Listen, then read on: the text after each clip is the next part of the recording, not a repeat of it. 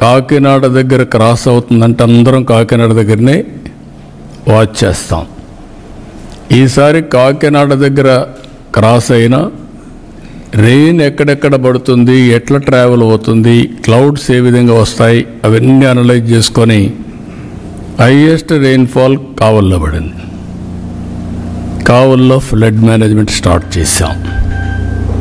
Then ఒంగోలుకు వచ్చింది. పరచూరు ఈ area చూసుకుంటూ వరుసగా మచిలీపట్నం నుంచి అంతర్వేది నుంచి మొత్తం కోస్టల్ క్రాస్ అయ్యే పరిస్థితి వచ్చింది. అక్కడ విండ్ వెలాసిటీ తగ్గింది, కానీ క్లౌడ్ అంతా కూడా రీకూప్ అయింది.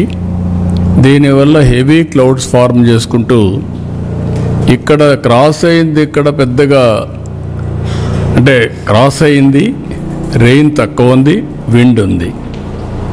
కానీ నిన్న తెలంగాణకి వెళ్ళి వరంగల్లో 42 సెంటీమీటర్స్ రెయిన్ఫాల్ పడింది. అది మళ్ళీ ఛత్తీస్గఢ్ ఆ ఏరియాకి పోయి అక్కడ కూడా హెవీ రెయిన్స్ పడే పరిస్థితి, ఒరిస్సా అంతా పడే పరిస్థితికి వచ్చాయి.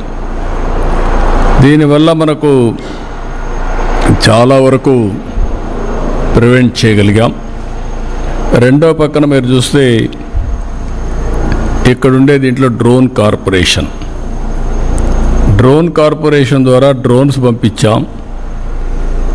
వాగులో పరచూరులో ఒక అతనైతే షేక్ మున్నా అనే వ్యక్తి కొట్టుకొని పోతా ఉంటే డ్రోన్తో ఐడెంటిఫై చేసి అతను కాపాడుకోగలిగాం.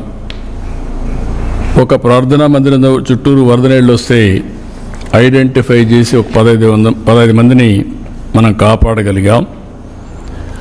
అదే మరి ఎక్కడికక్కడ వాటర్ వచ్చినప్పుడు ముందుగానే జాగ్రత్తలు తీసుకొని